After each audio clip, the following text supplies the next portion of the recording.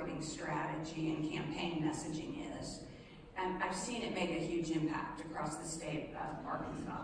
And so I'm thrilled, I couldn't be more honored than to have been asked to be part of your program and your session today. One of the other things I did after retiring from Walmart is I wrote a book.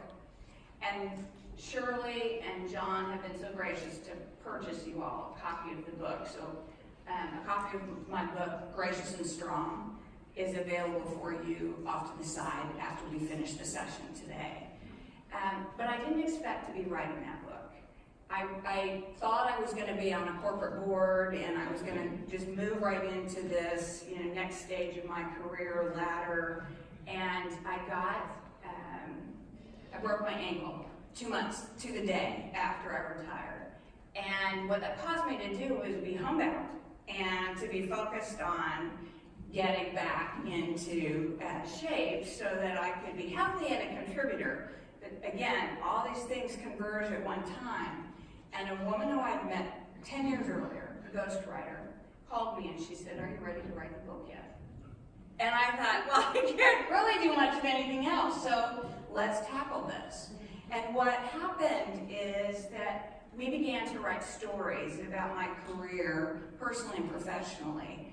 And the messaging became really about how to overcome unexpected leadership challenges that you must navigate along the way. And what are some tips and ways that I might be able to share that might be practical guides for others who are navigating unexpected leadership changes. So I'm going to start with a story first.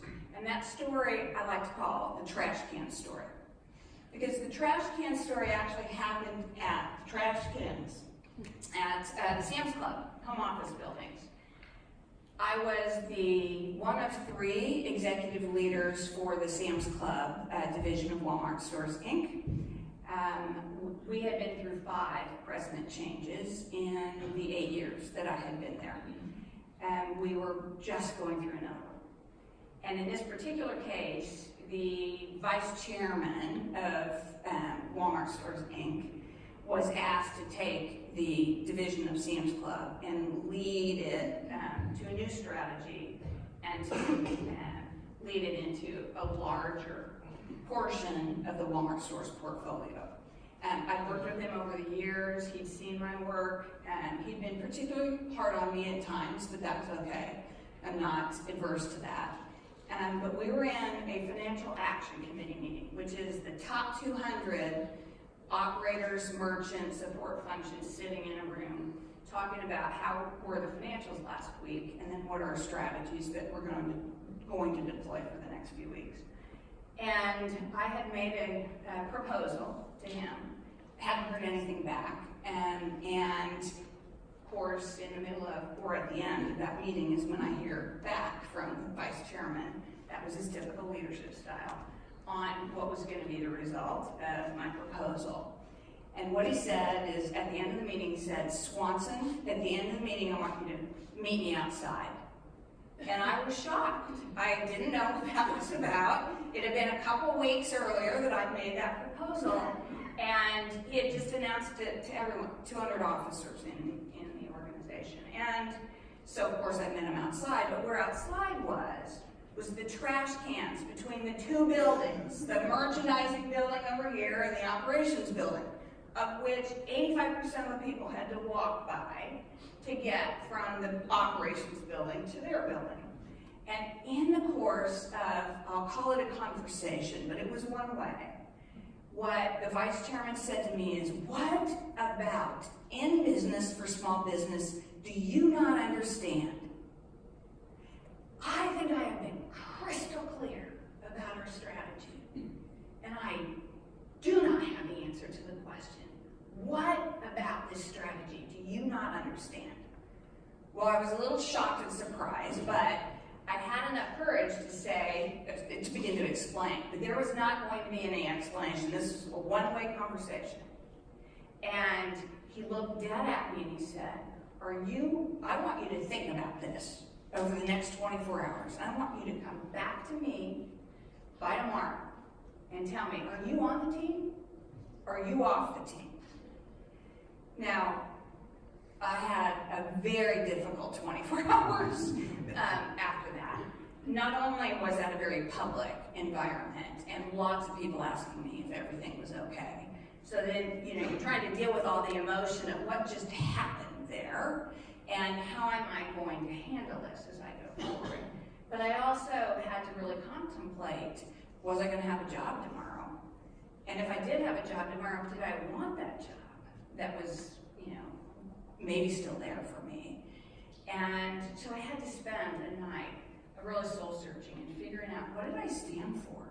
And was I going to stand for this? And the next morning I went into his office and I said, I'm on the team. And I'm staying on the team.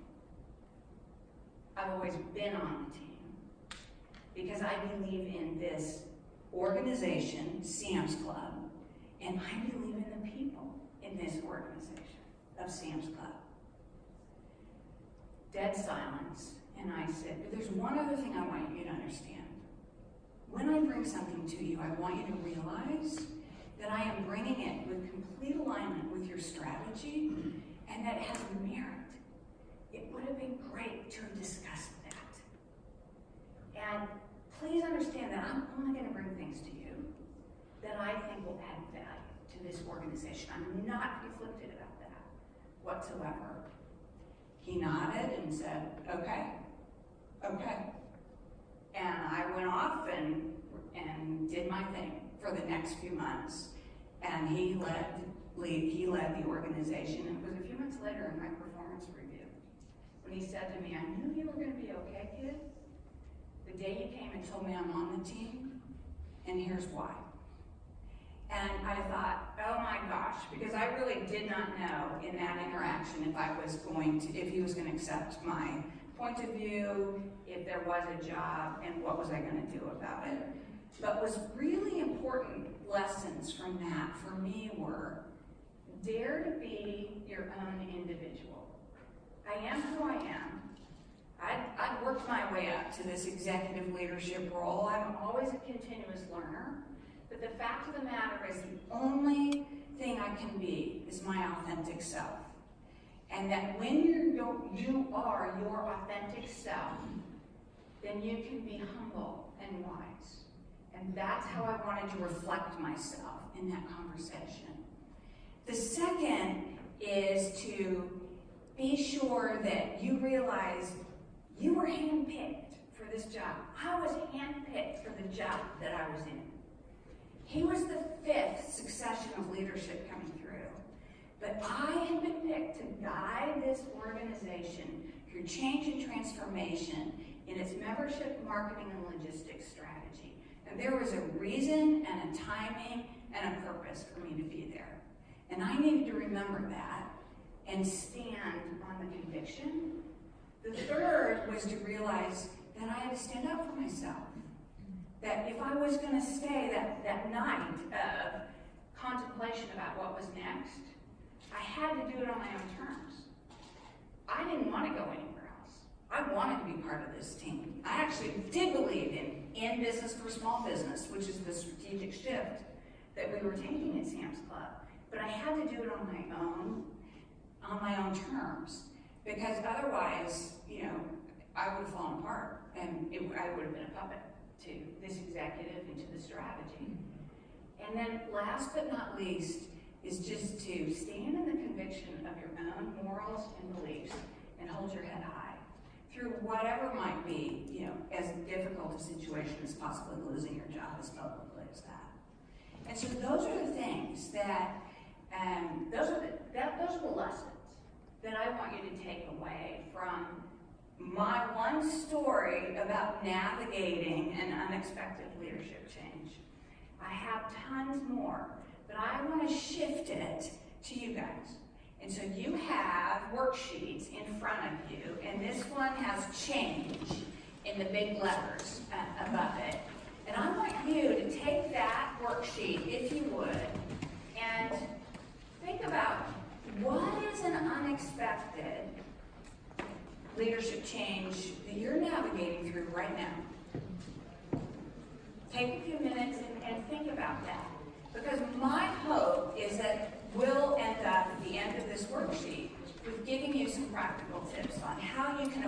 it in a different way than the way you might be trying to approach this change at this point in time.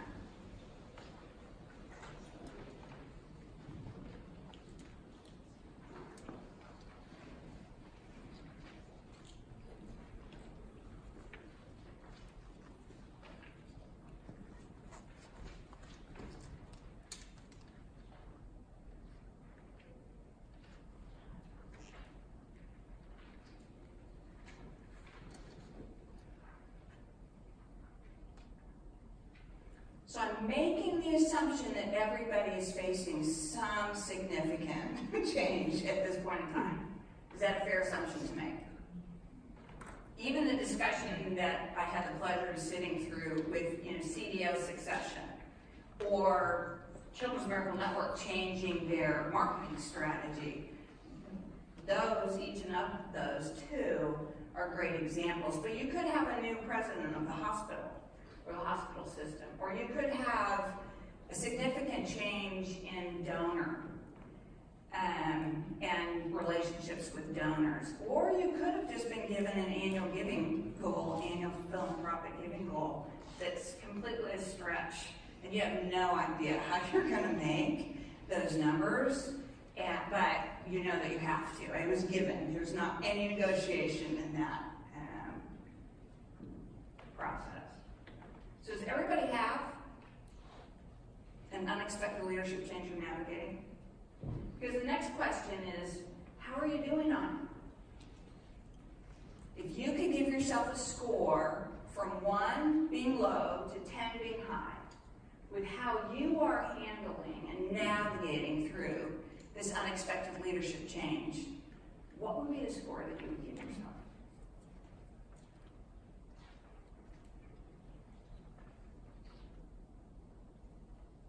And the third question is, if you did not give yourself a 10, list 1 or 2 things that are holding you back from getting to that number 10.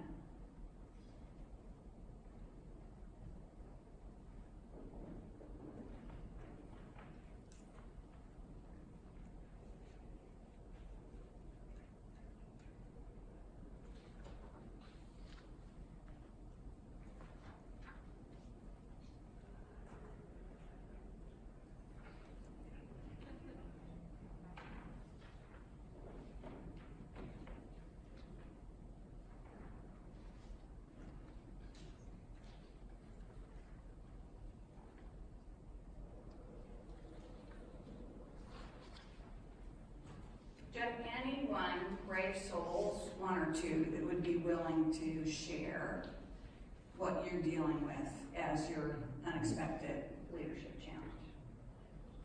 And then how you're doing on that journey?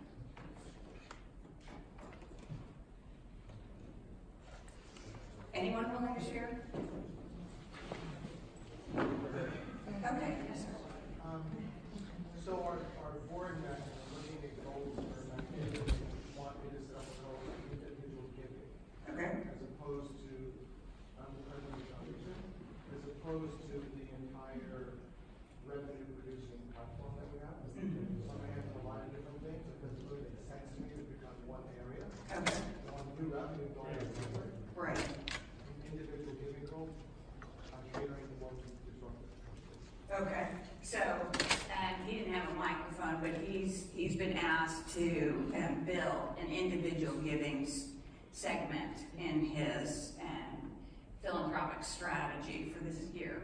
And he's got new money that he has to collect, and he's got his foundation of what he will continue to collect from donors, but he doesn't really understand why that one piece is a point of focus. And he feels like he's being asked to do that by one trustee.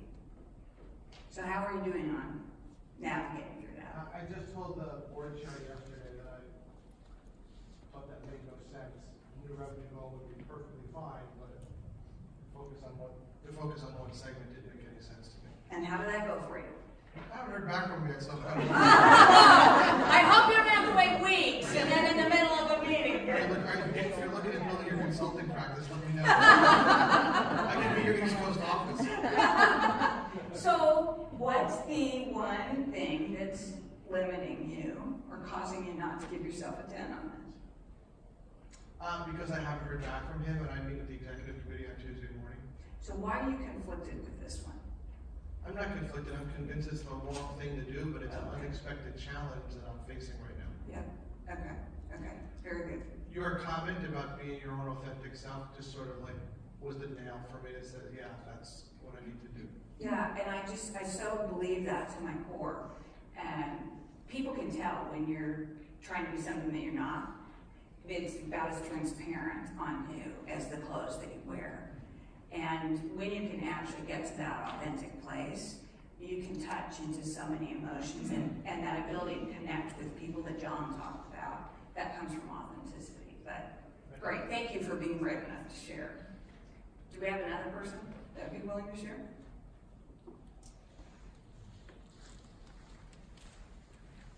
Yes, ma'am.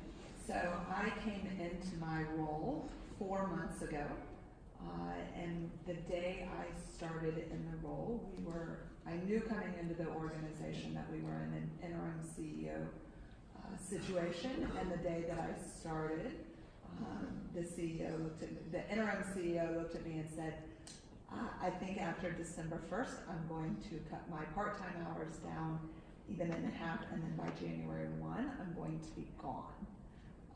I will still be a strategic advisor, but I'll no longer be in the interim CEO role.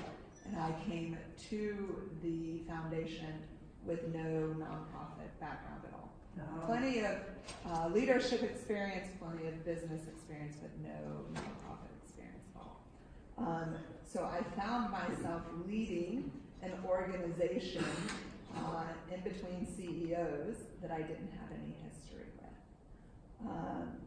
I've given myself a 7, and I think what's holding me back is there's a lot that I think that we can do as an organization and a lot that we need to do, but I get caught in the whirlwind of the day-to-day, and I'm not able to step out of that whirlwind to really get into the strategic focus that I need to be. Great, thank you. Thank you very much for sharing that example. So on the back of that, next to that worksheet is something I call the 4 tenets of navigating successfully through unexpected leadership changes. And there are 4 tips. And the first tenet is define your bright lines. And both of you talked a little bit about this. Definitely you did, sir. What is your name? Phil. Definitely Phil did. I have a new challenge while we wait. I understand how that goes. But definitely Phil talks. Defining your bright lines, what do I mean by that? I mean, what are you going to stand for and what are you going to fall for? And so, before you ever get into a situation like what Phil just described, or a situation like what I went through with the vice chairman, you need to understand where your bright lines are, and within that highway, where will you operate? But once someone steps or you step over that bright line, when you're going to say, no, I'm not going to be able to live within those bright lines. That's what I'm talking about, of define your bright lines. In my particular case, I knew it was respect for the individual, and I knew that I believed very much in the organization. In your case, you know that this just doesn't make any sense. And if there was a different goal given to you about new growth, that makes sense. But getting so narrow into individual giving is just not the right strategy for you. In your case, defining your bright lines would really be about how do I want to structure my time so that I'm not being consumed by the everyday, but I'm doing the work that I know I need to do to actually rise up and lead in this new role, even though I don't have all the experience, and I know I'm going to have a brand new leader, so I'm going to have to adapt again. But what am I willing to navigate within as far as my time and allocation of resources? So that's tip number 1, is define your bright lines. The second tip is know the facts. in my situation, there were a lot of facts that led up to why the chair and vice chairman called me out that day. If I had not sat back and thought about what are the facts that got me here into this situation, I could have been an emotional mess. And you have some facts, Phil, that you know about your situation. And you've narrowed it down to one trustee, and you've also got lots and lots of facts to show why a different strategy might be more successful. It's really important. Don't make them up.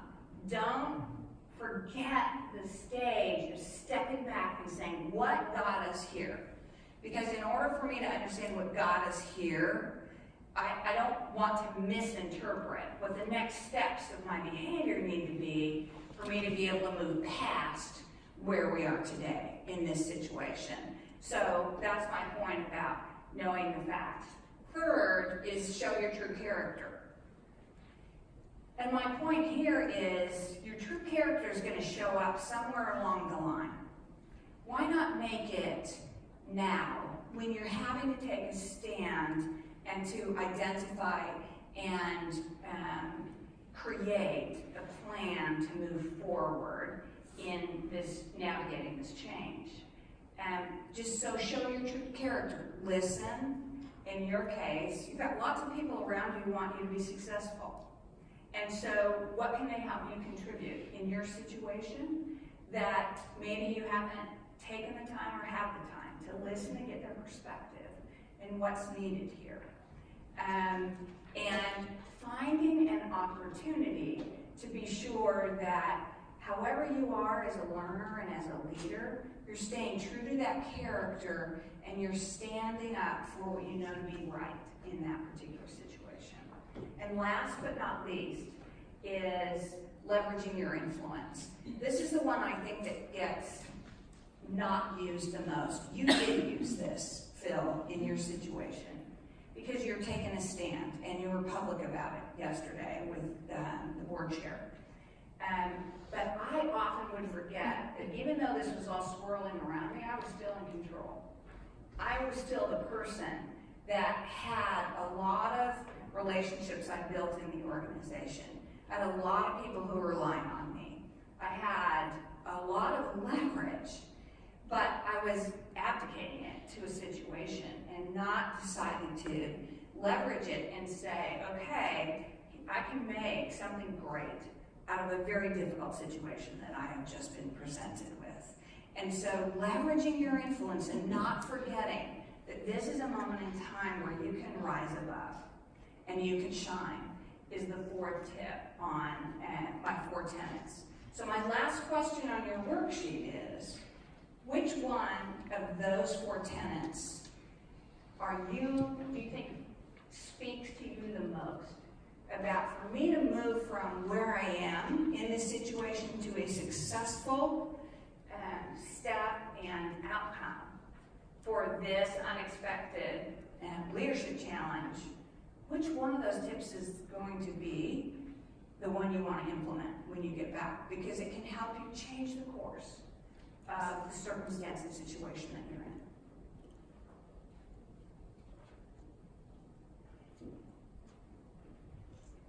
And I did not get your name, but your name is? Megan. Megan. Do you have one of the 4 that you think? I've got to go with the prioritizing of the time, right? Going with Yes. the right lines of prioritizing the time. I think you nailed it on the head. Well, thank you very much. What she said is I've got to go with prioritizing my time. That in fact, if I just get sucked into the day-to-day, which is what she was talking about in the beginning, I won't be doing the work that I got hired to do, that I was the chosen person for this particular opportunity, and it will just, evaporate on me if I don't allocate and prioritize my time differently. So I give this to you as a tool to talk about the what when you are navigating unexpected change. But I also want to shift gears just a little bit and talk about the how. Because when I talk about the how, it's about how are you showing up as a leader every day? And how would people describe you as a leader? and I didn't give you a space to write this on, but think about how people have described you as a leader. What do they say about your leadership style? Are they positive? Is it something that is important to you, how you're perceived as a leader? Is it, do you know? That's the other part of the question. Do you know how they would describe you as a leader? The point that I want to make here is really transitioning into conversation about grace in the workplace. It is not a conversation that's had very often when you're talking about workplace culture and workplace leadership. But the fact of the matter is, quite honestly, people believe it may be soft and it may be not effective. They don't really understand what the definition is. But when we break it down here in just a couple of minutes, what you'll see is that it really is a very hard behavior to demonstrate and to give away in your leadership style every day. So, if you think about grace in your own personal context, when was the last time you led with grace? Can you think about a time? The last time that you led with grace? Or can you think about the last time grace was bestowed on you by your executive leadership team or by those that you serve?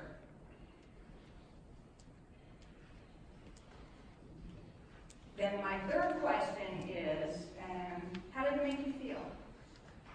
If you gave grace, or if you were bestowed grace, how did it make you feel? And my last question is, if it's not happening every day in your workplace, then what do you think is happening inside your workplace if grace is not being given or bestowed in your organization? Because my point of view would be that when grace does not exist in an organization, that's when you have fear. That's when you have individuals who are saying, and I'm going to do this just for me because I have to protect what I have here in this organization.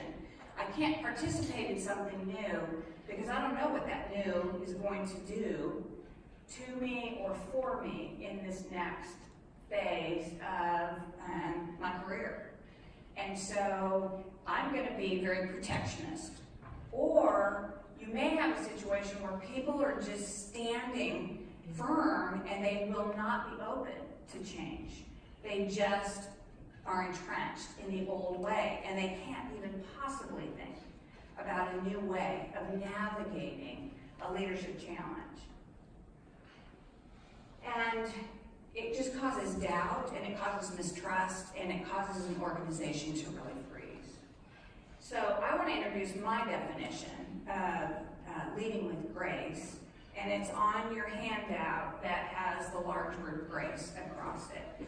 And some of the most trusted and highly respected leaders are the leaders that cultivate the mind, the heart, the mind, and the respect of those who are on their team and those who surround them. So what do I mean by cultivate the heart?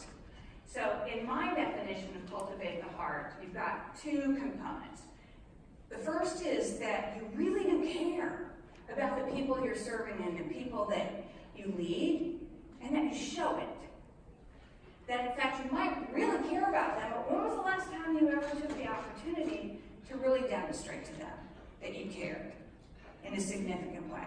And then the second part of my definition is around inspiration. That in fact, nurturing their sense of achievement and reinforcing that the work they do matters can inspire and unlock so many different innovations and creativity from the individuals that you are privileged to be able to lead.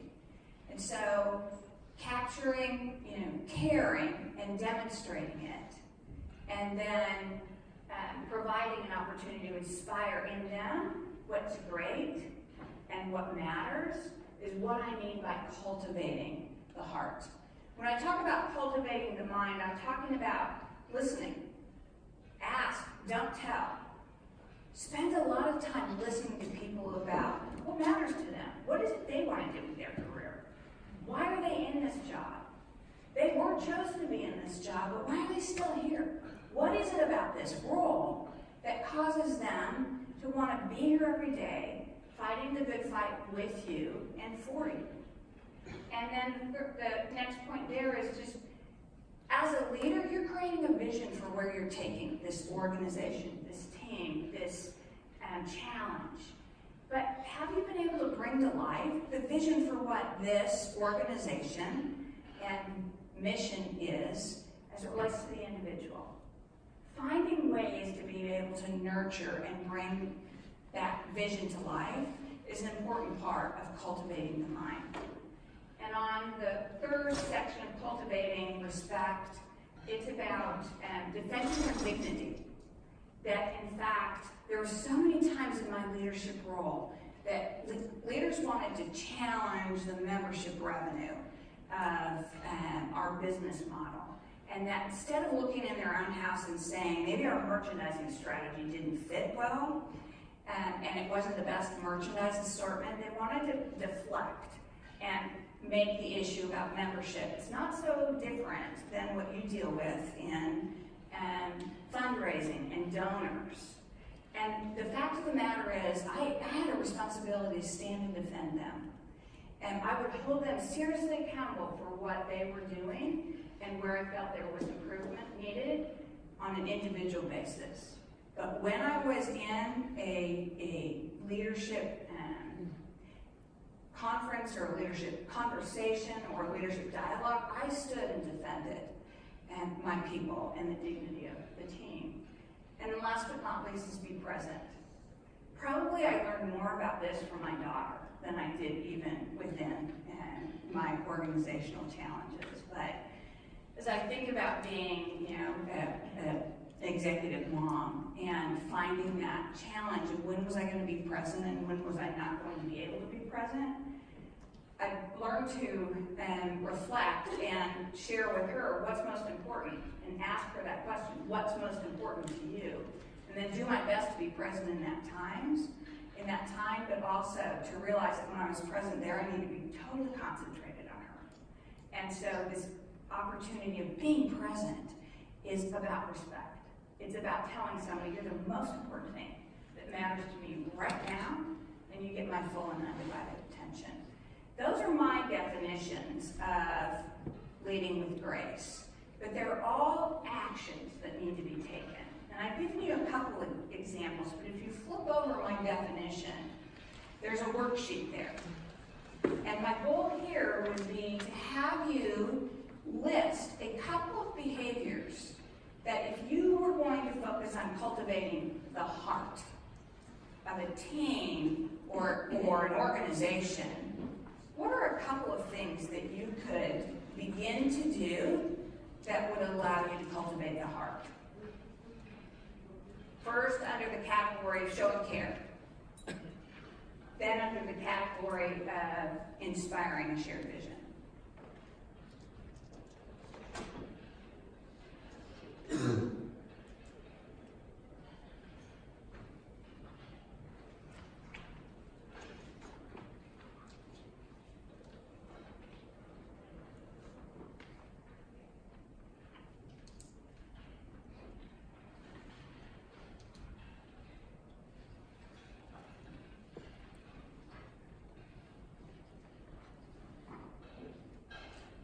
Then if you move into the cultivating the mind section, and what's one practical behavior that you could implement under the ask, don't tell?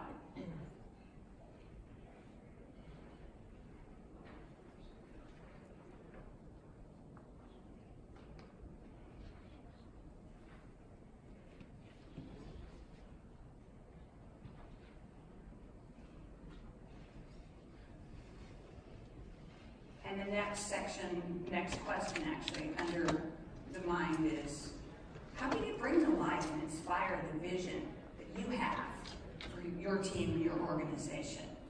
What's one tip?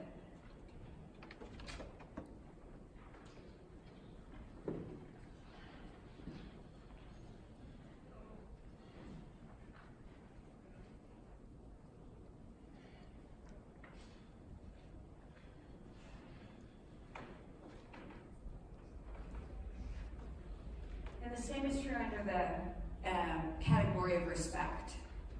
There's two components there.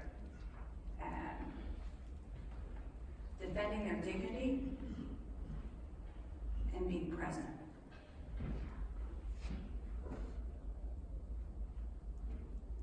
One tip under each.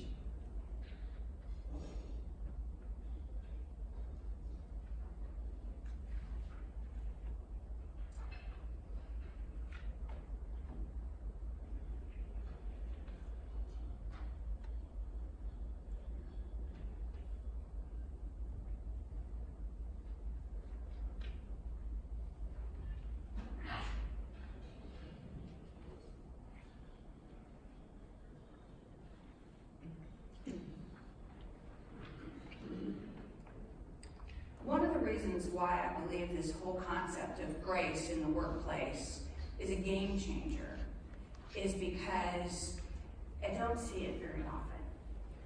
And yet when you see it, it's something that people gravitate to. And individuals in the organization say, I want to go work on that team. Or I want you to mentor me. That's another way that you get recognized as someone who's demonstrating grace in the workplace.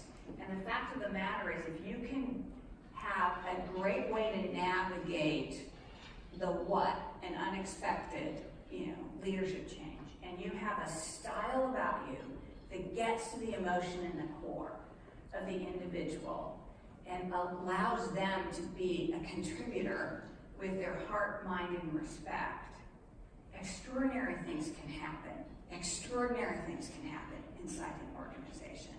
And when you put those two together, the thing that's most critical to me about grace is there a return on that investment? Because it is super hard work. It is every day saying, I'm not going to yell at the driver who's in the automobile because I just got frustrated at them, that I'm actually going to be the one that's going to let them pull into the lane first in front of me. Or that I'm not going to take it out on my family when I get home at night, because guess what? They are the best network of people who support me in what I'm privileged to be able to do in my work life every day. It's not them that I should be taking it out on. And how do I demonstrate grace in the smallest things? And the return on investment in grace is trust. And the fact of the matter is, when you can be a trusted leader, people want to work for you. People want to go to battle with you. People understand you're going to be tough as nails on them, but you're going to celebrate with them when the chips are down or when milestones are achieved. You're not going to throw them under the bus and let them be the ones who take on all the fodder for a bad decision. It's going to be you that's going to be taking that on, and you'll be defending them. And so when you combine this what and this how together, extraordinary things can happen.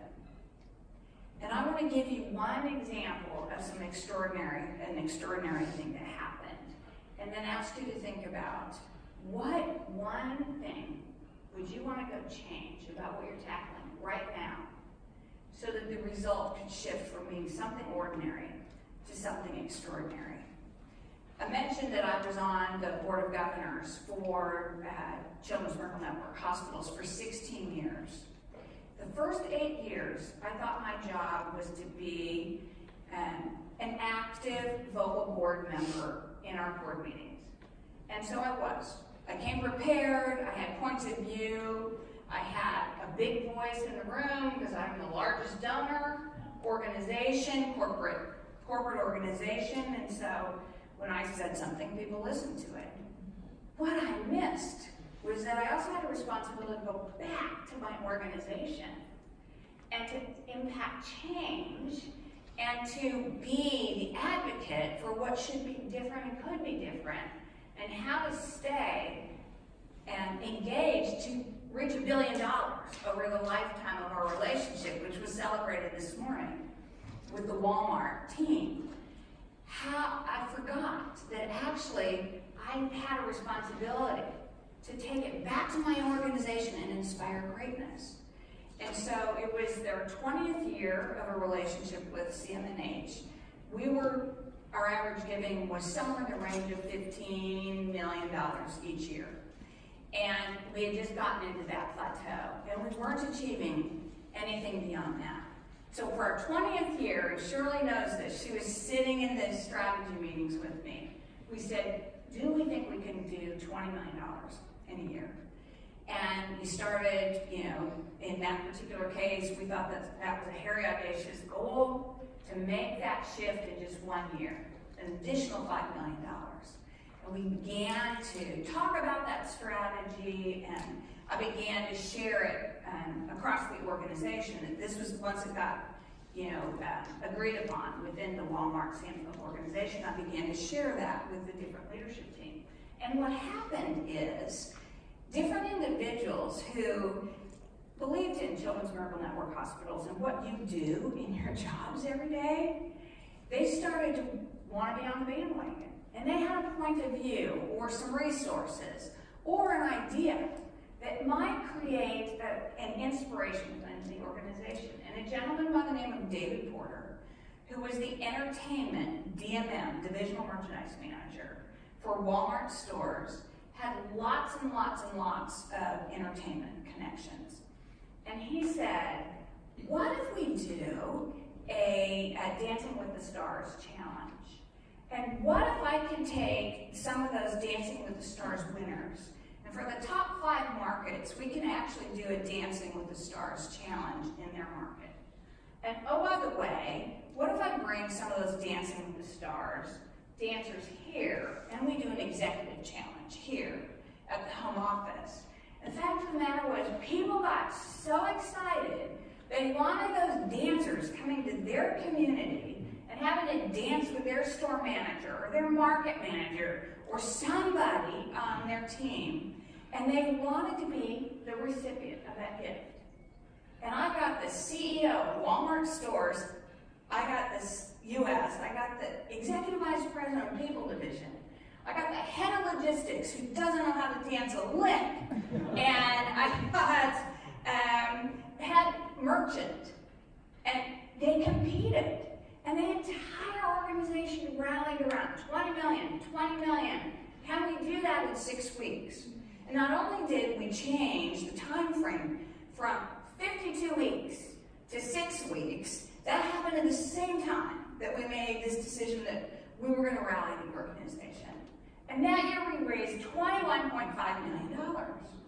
And over the years, even with all the executive changes that happened, foundation executives that did not believe Children's Miracle Network was at the core of our strategy, the Walmart giving strategy.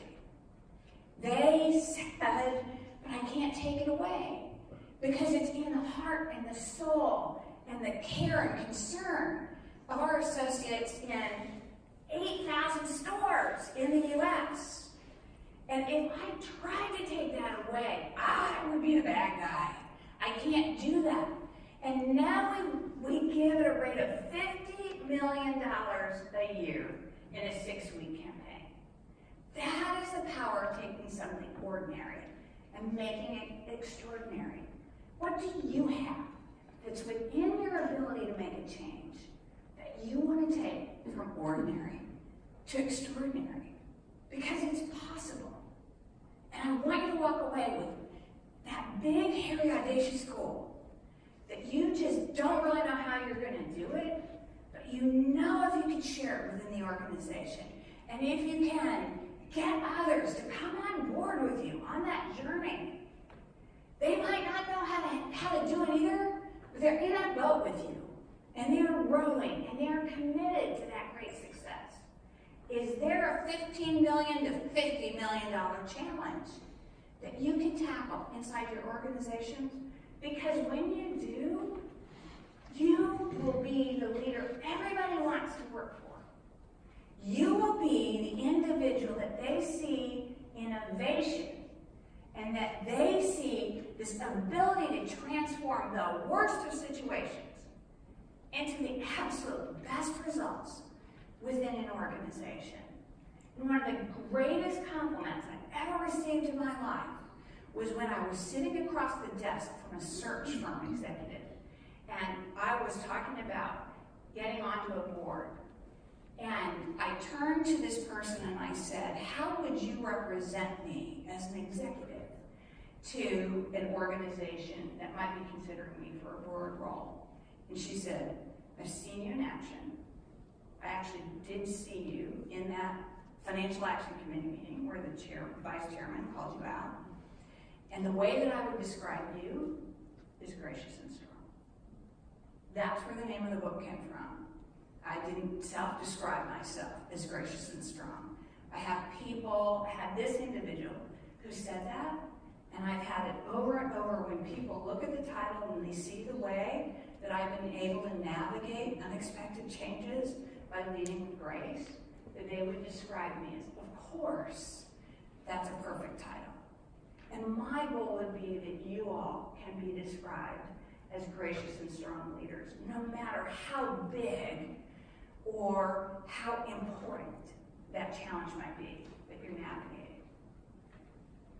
That's the end of my prepared remarks, and I hope that I've given you some tips and practical ways of overcoming circumstances that today might feel like I'm just going to have to put up with it, but tomorrow can actually be an opportunity to innovate and change your entire reputation in the organization because you bring others along.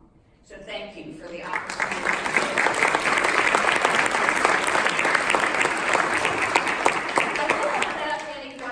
We have a little bit of time, and then I'll step over and sign any books. But are there any? Yes, ma'am. I totally agree with you that leading with grace is so important, and that the culture of an organization is so important. But I think what strikes me most is one of your most pivotal moments in your career was very Gunbridge. It absolutely was. Could you just talk about that a little bit, because that just really strikes me as, was that the culture? Was that an individual person? So the vice chairman it was not the culture, to directly answer your question. Respect for the individual, striving for excellence, superior customer service, and integrity always. Those are the four culture principles of Walmart. And respect for the individual is the one we always have the toughest time with. And I think really any organization has the toughest time with that. This particular gentleman was just cruel. But he always defended the store associates. So he got away with it because the massive amount of associates that we had, 1.5 million associates, he was their defender. But he could rip you up if you were in a corporate role and get away with it because he was the defender for the people working out in the stores and in the clubs. What I came to realize in the middle of that whole situation is that I could either choose to be like him and say, hey, I'm taking my, all my successes and all my skills and I'm going someplace else because I just don't need this. Or I could try to influence change. I didn't ever think that I could influence him, although I made a little crack in him, all right? But I knew I could influence millions of other people because they wouldn't see his leadership style in me. And the fact of the matter is, they didn't admire his leadership style. And what I will tell you is he was later found to have embezzled from the company. And so, and there was only a handful, sometimes a larger handful of leaders that followed him. But most people saw right through it. And they, put up with it because the board was putting up with it, the CEO, and chairman was putting up with it. But he didn't sway their leadership. Being a leader with grace swayed leadership. Great question. Yes. Since this type of leadership is not that common in the workplace, I would assume, and I'm curious if you felt it, that your peers potentially could be threatened by people desiring to want to work with you, or people who did not embody that type of leadership. How did you handle that sort of peer-to-peer Another great competition, question. or I don't know how you would phrase that, but. A lot of, it was competition at times. There were some really tremendous leaders that I had the opportunity to work with who saw it as being collaborative, and they wanted to get a similar kind of leadership style, and they approached leadership in a similar kind of way. What I will tell you is I think people underestimated when I got moved into other parts of the organization, the power of the strength of the relationship that I had inside organizations. And, I've been gone out of the organization now 3 years, and I still find teams of people that I led during that time, and they're my biggest champions. And I'm just blown away by that. But I do need to go back and say, one of our vice chairmen, Mr. Sam, even though I never met Mr. Sam, I came in the year after he passed away. He was all about respect for the individual. I mean, he got it that he was going to start a retail organization in rural America, and he was fighting on behalf of consumers. And he was doing the same thing, setting up a culture, for the same thing with our associates. And a gentleman by the name of Don Soderquist, who was our first vice chair. After Mr. Sam stepped down, he invited David Glass to be the CEO and Don Soderquist to be the COO. And eventually chair and vice chair. And Don Soderquist was the culture keeper in our organization. And so we had a legacy of an executive that taught grace and that talked about it all the time and reinforced it with leadership stories, but he had just left the organization. I learned an awful lot about my effectiveness in the organization and how to be effective in the organization from a leader, so it wasn't uncommon to be able to pick up principles that had been already set inside the organization and be successful there. I hope that answers the question. Thank you. One last one. Yes, ma'am. It's kind of a twofold question. Okay. Did you ever address that issue, that conversation with him directly, or did anyone else on your behalf ever address that issue? And do you think, in retrospect, that it was easier for him to do that because you were a woman? Boy, both great points. Yes, I do think it was easier for him to do that because I was a woman. I think he felt like he had a lot more latitude to do that, and that it was going to be looked over. Did I bring that up to other executives? Yes, to the head of the people division, who did nothing. Nothing. And what I learned later on is that an executive was being challenged, not in exactly the same public way, but in a similar kind of way, but same executive. And so he wasn't on strong enough ground to be able to try to go defend and stand up for me, because it wasn't going to be helpful at all. Actually, he thought it would be detrimental. And it could have been detrimental to both of us, and it would have been detrimental, I think, to him. What I believe is that there is a judge, and it's not me, and it's not any of those executives that are around. And so when I actually decided to retire from the organization 12 years ago.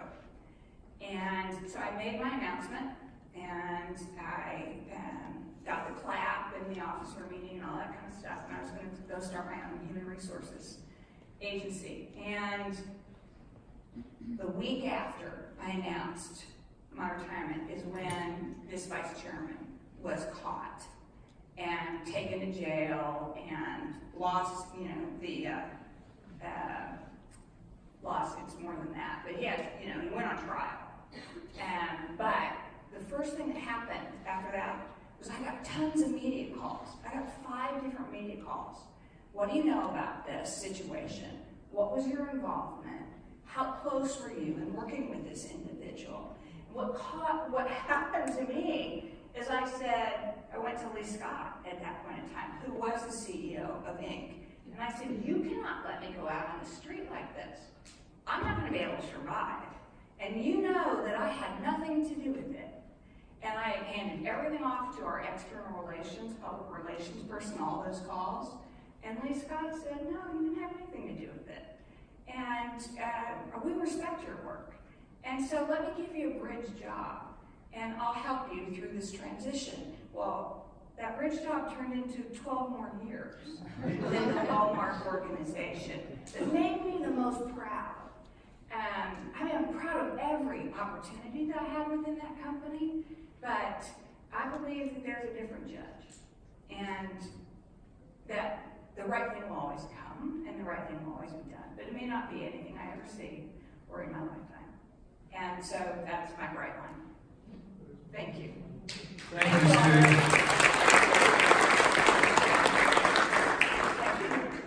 Presentation. You said that was the last question. I'm sure you don't want any more. Well, I want to sign some books. Oh, okay. Yeah, so I want to sign some books over here. That would be okay. What is the text? Oh, thank you. Whitney, she worked so hard on that for me. Okay, if you want an electronic copy of any one of the 3 downloads, I gave you paper copies of them. But if you want an electronic copy, if you will text, and we've got 3 phrases. So if you want the one leading with grace, which was the last worksheet that we went through, the front being, the cultivate heart, mind, and respect. Please text leading with grace, all one word, all uppercase.